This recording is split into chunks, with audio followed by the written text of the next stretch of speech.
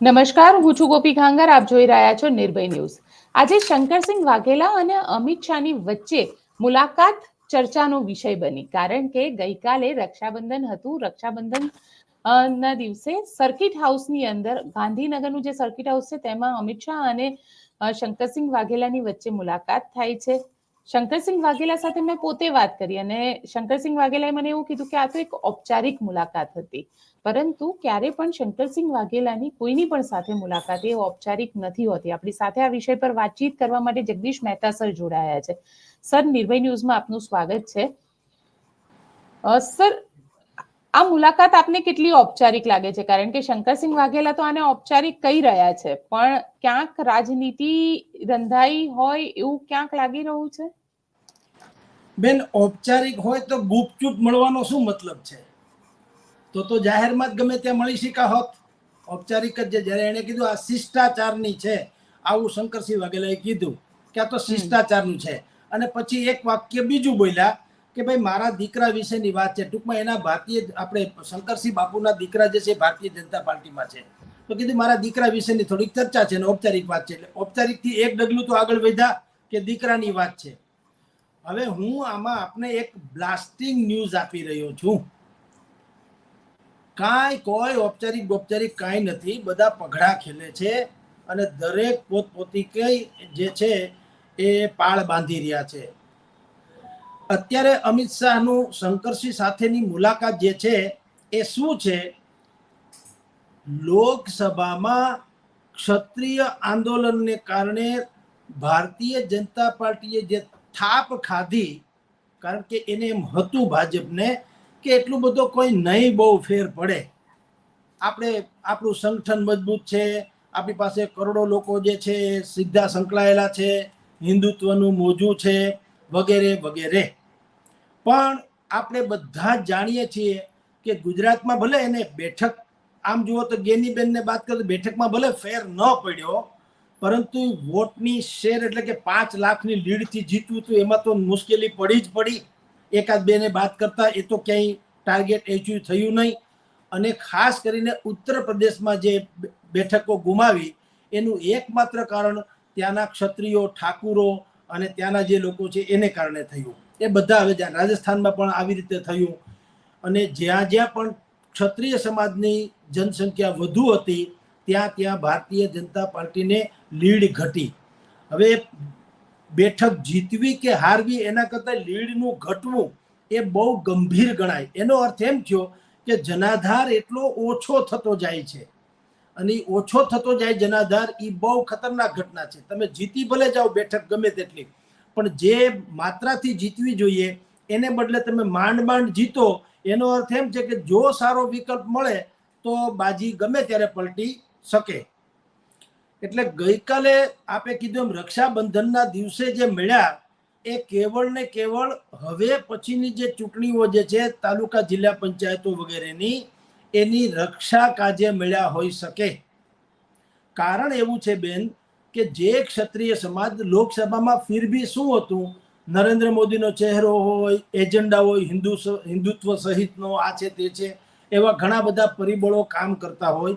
એટલે ક્ષત્રિય સમાજનું આપણે જેમ માનતા હતા, એટલે કે ક્ષત્રિય સમાજ જેમ માનતો હતો એમ થોડીક ભલે ઇફેક્ટ ઓછી પડી ભાઈ એટલી બધી, પણ અસર તો એને કરી જ. એનો ડંખ એને બતાવી દીધો કે અમે શું છીએ.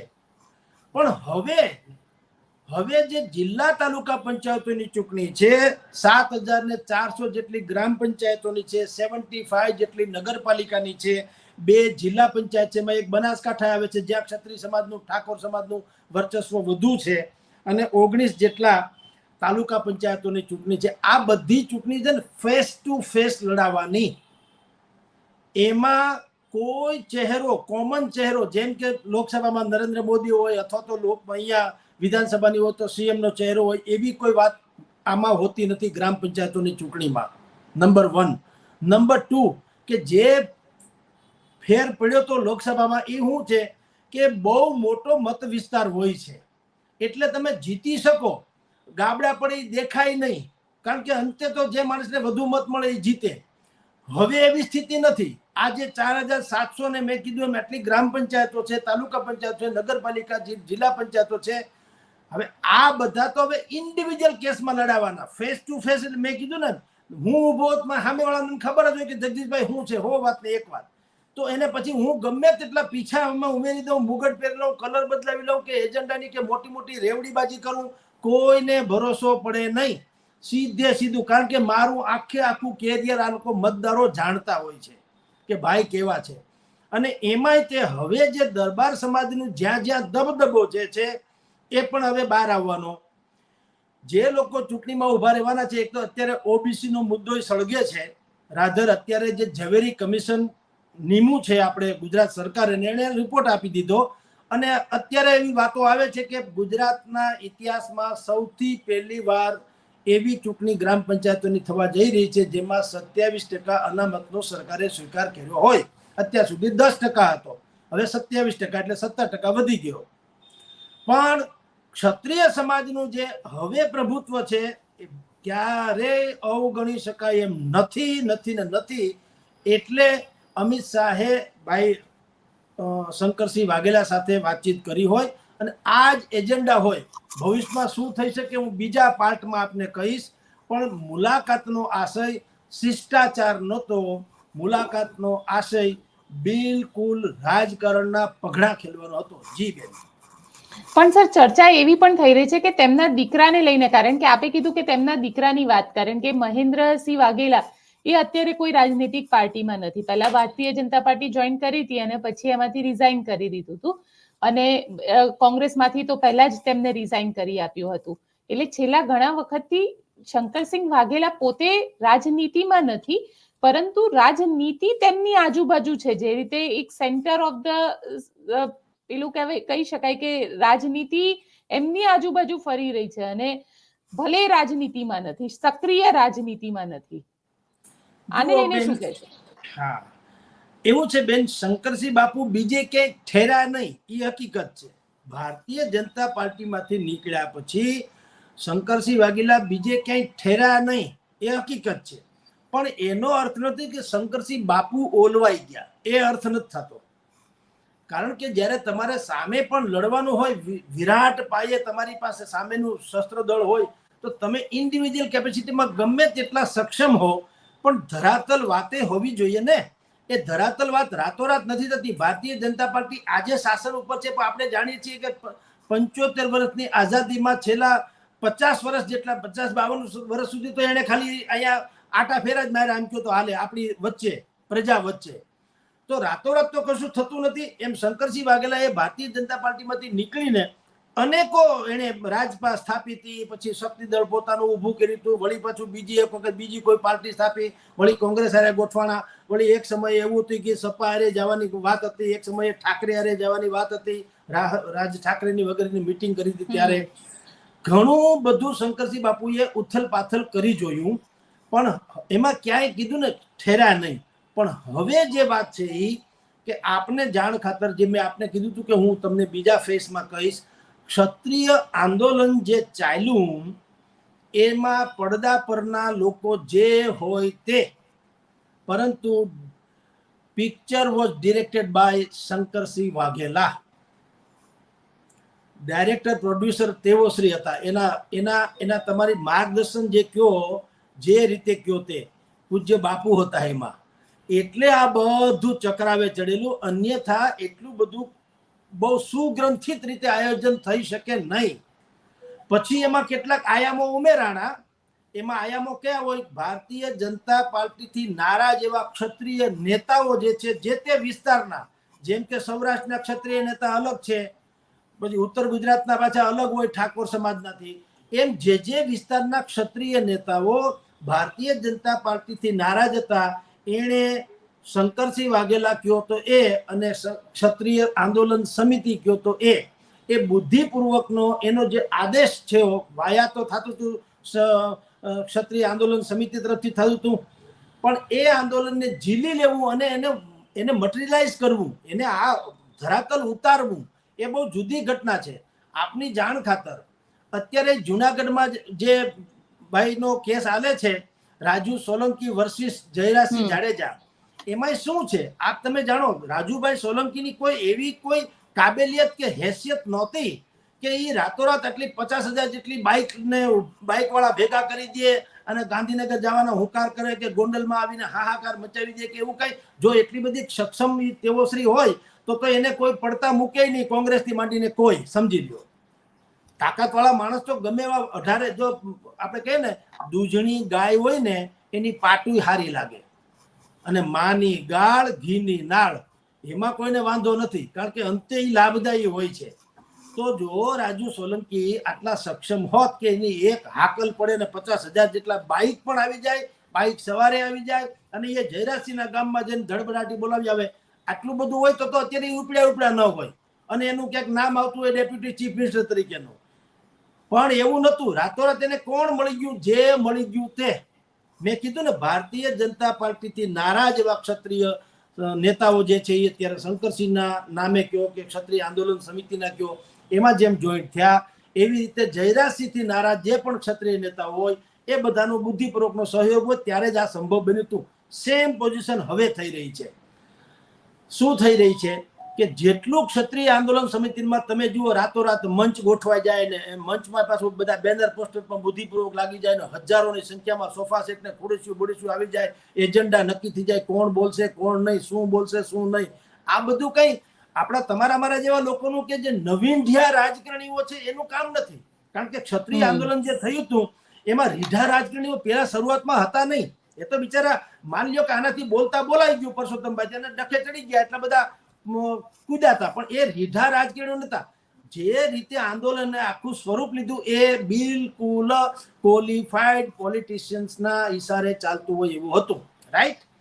તો એ જે વાત જે તે સમયે બધું થયું અને એનો ચમત્કાર થયો, સરકાર ઝૂકી ગઈ, સરકાર સ્વીકારે કે ન સ્વીકારે એને ભયંકર નુકસાન ગયું.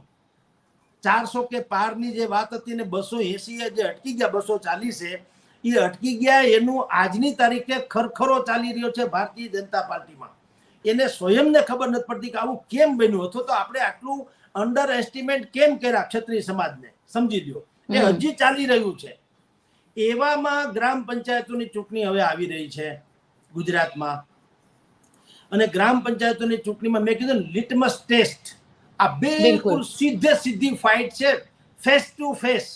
આમાં કોઈનો ઓરા હાલે નહીં, કોઈની જાદુગરી હાલે નહીં, કોઈની રેવડીબાજી હાલે નહીં, કોઈનો એક કોમન ચહેરો ન હોય. સબકા સાથ સબકા વિકાસ, તમે કાંઈ કહો ન, સોરી. અહીંયા તો જે ઊભા હોય મતદારો બધા એને વ્યક્તિગત રીતે ઓળખતા હોય છે, અને અમુક લોકો ઊભા હોય તો એને ન ઊભા રાખવા કે હરાવવા કે જીતાડવા એ પણ નક્કી કરનારા પરિબળો જુદા હોય છે. કારણ કે હવે જે લડાઈ જે છે એ ગ્રાસરૂટ લેવલની લડાઈ છે. એટલે શંકરસિંહ બાપુને અમિત શાહ જે અમથા નથી મળ્યા. શિષ્ટાચાર ભ્રષ્ટાચાર કઈ હોતું નથી.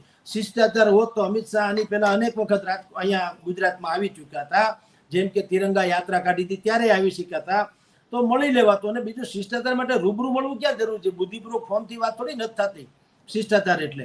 પણ કુનેહપૂર્વક, અને આવા મોટા માણસોની આ જ વ્યવસ્થા હોય છે. મળે એ જે હસતા મોઢે ફોટો પડાવી લઈએ, આપણે બધાને એમ લાગે કે આપણે અંદરના ફોટા લઈ આવ્યા, પણ પછી વાત બાકી રાખે.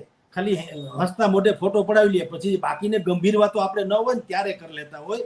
એટલે અત્યારે જે આપણે કહો છો શિષ્ટાચારના નામે નરી રાજનીતિ વાળી મીટિંગ હતી. અને નજીકના ભવિષ્યમાં હું આપને પણ કદાચિત હું વધારે ખુલાસો નથી કરતો, પણ 1-2 દિવસમાં હું પણ એક ધડાકો કરીશ, તમને કહું કે શું રંધાઈ રહ્યું છે એ હું આપને કહીશ. એ ચાલી રહ્યું છે આધારે, અને અમે જ પેલા કહેશું તમને શું ચાલી રહ્યું છે. પણ એ અનુસંધાને ટૂંકમાં મીટિંગ છે બેન. બિલકુલ, પણ ક્યાંક એવી પણ ચર્ચા છે સર કે એમના દીકરાને ફરીથી ભારતીય જનતા પાર્ટી જોઈન કરાવવાની ચર્ચા થઈ રહી છે, કે પછી શંકરસિંહ વાઘેલા નવી પાર્ટી લઈને આવશે. બેન, એના દીકરાને ભાજપમાં લઈ લે તો હવે દીકરાને લેવો, શંકરસિંહ બાપુ માટે એવું થઈ ગયું એટલે બાયણા જેવું છે. એક બાયણા ઉપર તમે ગમે એટલી અંદર બાર જયા કરો, દરવાજો ખુલ્લો છે એટલે કઈ પ્રશ્ન નથી. એને લેવો હોય તો કઈ એટલી મોટી મેરેથોન મીટિંગ કરવાની જરૂર નથી. 20 મિનિટની જે બેઠક છે એ બુદ્ધિપૂર્વકની છે. હવે એ બુદ્ધિપૂર્વકની એટલા માટે છે કે મારી પાસે અડધી માહિતી આવી છે ને હું ઈચ્છું કે તમે આપણી લાઈન ના છો એટલે ખ્યાલ છે કે બ્રેકિંગ ન્યૂઝની એક વેલ્યુ હોય છે. તો પણ આપને ખાલી એટલું આછોતરું કહી દઉં કે સુનામીને ટાળવા માટેની આ બેઠક હતી. એટલે ફરીથી બાપુ હજુરિયા ખજુરિયા કરવા તરફ આગળ તો નથી વધી રહ્યા ને, કારણ કે બાપુનું હજુરિયા ખજુરિયા તો બહુ ફેમસ છે. ના બેન, હવે છે ને, હવે એ સિનારીઓ નથી રહ્યો બેન હજુરિયા ખજુરિયા વાળો. પણ મેં આપને કીધું તેમ અધ્યાર રાખું છું. કદાચ એવું બને કે કાલે આપણે આ સમયે જો મને સમય મળશે ને આપને અનુકૂળતા તો કાલે હું આપને પત્તા ખોલીશ બી ખરો, એમાંય ના નહીં. પણ છે બહુ મોટું, જેને કહેવાય ને એક નવું પરિવર્તન, નવી વાત, નવું સમીકરણ વગેરે વગેરે. તો એટલા માટે આ બેઠક છે. ટૂંકમાં જે આગામ આફત જે આવી રહી છે અથવા તો ઉગતા શત્રુને ડામવાની જે સ્થિતિ છે એવી આ બેઠક કમસે કમ હતી. શિષ્ટાચાર તો બિલકુલ નહોતો.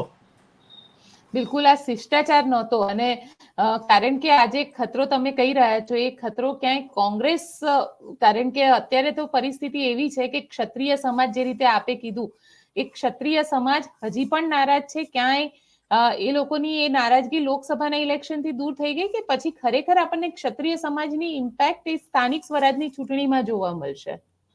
બેન, બહુ જ જોવા મળશે. લખી રાખજો તમે, બહુ જ. કારણ કે આ લોકોએ અંડર એસ્ટિમેટ કર્યા. આપણે ઈચ્છતા કાંઈ નથી. જે હું તો બ્લો બાય બ્લો જે છે તે કહું છું. હા, કે ભૂતકાળમાં જયારે આપણે ક્ષત્રિય સમાજનું આંદોલન ચાલતું ત્યારે અનેક વખત ચર્ચા કરી હતી. આ લોકોને એમ હતું કે ભાઈ क्या फर्क पड़ता है, एम के खिलाफ है तो होने दो, ये सब धुआं है, आसमान थोड़ी है, वगैरह वगैरह. એ લોકો એવું માનતા હતા. પણ આપણે એને કહીએ ભાઈ અમને ખબર છે ધરાતલની, તમે કહો છો કે તમે હવામાં ઉડો છો, એમ નહીં હાલે. આ લોકોની તો પેચ હોય ને. ક્ષત્રિય સમાજ જે છે એ એના મગજમાં જે છે એવું નથી હોતું કે તલવાર લઈને નીકળી જાય છે ગમે એ ગુંડાગીરી કરે છે. અરે ક્ષત્રિય સમાજની એની ઓરિજિનલથી વાતની ખબર નથી કે બાપુ ડાયરા થાય છે, હજારો લોકોને જમણવાર બમણવાર ખાવું પીવું, કેટલાયના નાના મોટા પ્રસંગો કે પ્રશ્નો હોય એ બધા સોલ્વ કરે છે. દરબારો ભરાય છે અહીંયા, અને એ જ મોટી અદાલતો છે. એટલે એ ખેર જવા દો, આ લોકો એના મદમાં છે. પણ આપની જાણ ખતર બેન, ગ્રામ પંચાયતોની ચૂંટણીમાં ભારતીય જનતા પાર્ટી એટલે અમિત શાહે જે અત્યારે આ રેણ કરવા માટે થઈને શક્તિસિંહ સાથેની બેઠક કરી, અને એ જો રેણ થઈ જાય તો જુદી ઘટના છે. નહીં તો ભારતીય જનતા પાર્ટીને ભયંકર સબક મળશે. એવી સ્થિતિ તો 1000% નિર્માણ થશે. લખી રાખજો. અને એ મેં કીધું એમ, કોઈ રખે ને એમ માને કે આપણી ઈચ્છા છે. આપણી કાંઈ ઈચ્છા, આપણે શું હોય, આપણે તો જે છે એ કહેવાની વાત છે ને. પણ જે વસ્તુ આપણે જાણીએ છીએ આપણે કહીએ છીએ, અને આપણા કરતા અનેક ગણા બુદ્ધિશાળી હોવાને કારણે તે લોકો ન્યા છે. એટલે તો શિષ્ટાચારના નામે આજે મળ્યા છીએ. એ લોકો મળ્યા અને મીટિંગ કરી. છોકરાની વાત માટે શંકરસિંહ બાપુએ અમિત શાહને મળવાની જરૂર નથી. બાપુ એમ કે હાવ એવડી નાની આઈટમ નથી સાહેબ, સમજી લો. એ પણ હસ્તી છે. તો એવું બધું કંઈ હોય નહીં. એ બધી વાતો કરી નાખે, ખેર જુદી વાત છે. અને ટ્રાન્સપરન્ટ વાળી વાતો છે. પણ જેને કહેવાય ને કે રાજકારણમાં બિટવીન ધ લાઇન્સ, બે છપાયેલી લાલ જે લાઈનો હોય છે અખબારોમાં, એની વચ્ચે જે છુપાયેલી વાત જે છે ને એ આ લોકો વેલા સૂંઘી લેતા હોય છે. અને એ એવી જ લાઈન આ લોકોને ખ્યાલ આવ્યું એટલે એને બેઠક કરી છે. અને બેઠક આપેલી કદાચિત છે. હવે પછી બુદ્ધિપૂર્વકની બેઠકોના દોર વધી જવાના આપણી જાણ ખાતર. અને કોઈ પણ ભોગે ગ્રામ પંચાયતોની ચૂંટણી થાય એ પહેલા એક નવીન પ્રકારની આપણે રાજનીતિ જોવા મળે તો ના નહીં. અને નવીન પ્રકારની રાજનીતિમાં એવું છે કે કોઈ પણ ભોગે શંકરસિંહના કહેવાથી અથવા તો એને આડસ ધરીને કે શંકરસિંહના નામે કે બાપુને આગળ ધરીને કે એના છોકરાને આગળ ધરીને કે ગમે તેમ બાય હુક એન્ડ કુક, પણ ક્ષત્રિય સમાજને એમ લાગે કે ભાઈ ભારતીય જનતા પાર્ટી હવે અમારામાં કંઈક વજન માની રહ્યું છે, એવી વ્યવસ્થા તો અચૂક કરશે. અને એમાં અત્યારે ભારતીય જનતા પાર્ટી ગમે એમ વ્યક્તિગત રીતે ગમે એમ કરે ને, પક્ષની રીતે કોઈ મેળ પડે એમ નથી. એણે શંકરસિંહ બાપુ જેવા જ જે કોઈ રાજનેતાઓ છે, ટૂંકમાં જેની પેઠ સમાજ ઉપર છે, એવા લોકોને અચૂકે અચૂક સહારો લેવો પડશે. આ એની પહેલી બેઠક હતી બેન, એ પ્રકારની. આ પહેલી બેઠક હતી સર. પણ જે પરિસ્થિતિ અત્યારે, કેમ કે સ્થાનિક સ્વરાજની ચૂંટણી આવે છે, આજે જસદણના વિછિયાની અંદર તાલુકા પંચાયતની ચૂંટણી થઈ, અને તાલુકા પંચાયતની ચૂંટણીમાં જ્યાં કોંગ્રેસનો પરચમ હતો ત્યાં આજે બીજેપી આવી. અને સૌથી મહત્વની વસ્તુ કે કોઈએ ફોર્મ પણ નહોતું ભર્યું, એટલે નિર્દલીય ચૂંટાઈ ગયા ત્યાં આગળ ભાજપના નેતાઓ. હવે ઈ બેન છે ને, એ પાછું એક જુદું પ્રકરણ છે. એમાં ક્ષત્રિય સમાજનું કઈ લેવા દેવા છે નહીં. એ છે એ ઓબીસી નું રાજકારણ છે.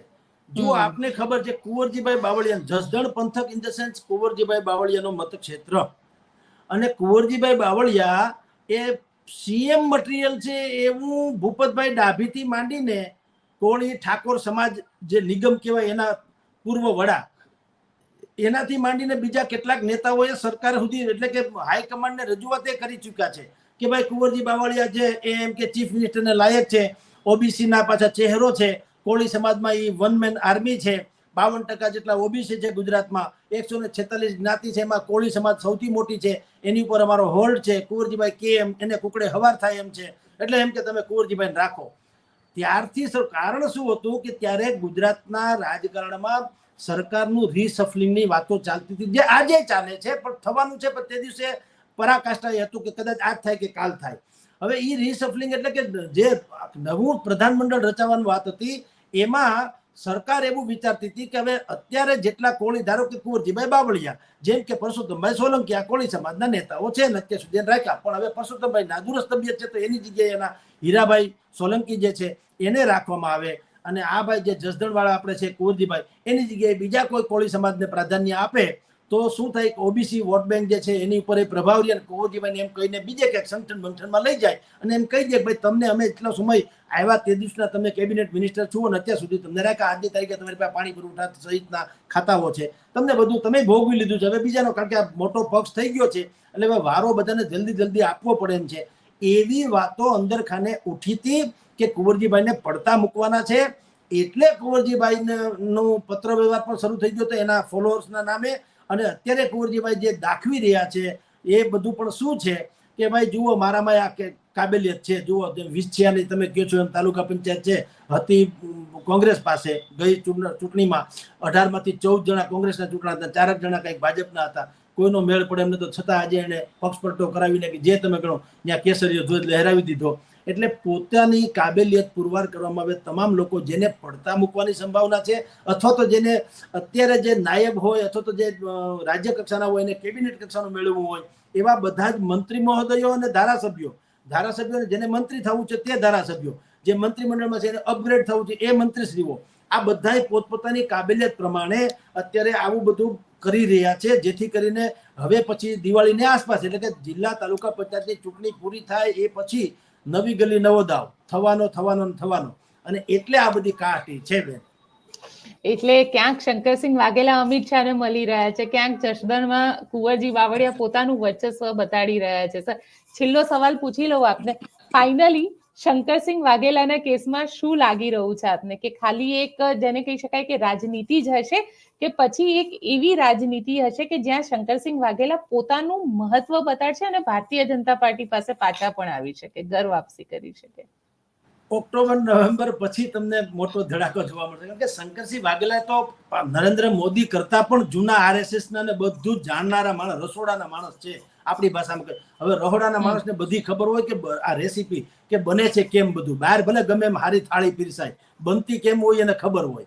એટલે શંકરસિંહ વાઘેલાને બધી ખબર, ઈ કાંઈ કોઈની સેહ શરમમાં કે કોઈના ભેદભરમમાં કે કોઈની લાલચમાં કે બાપુ આવે એ વાતના દાળિયા.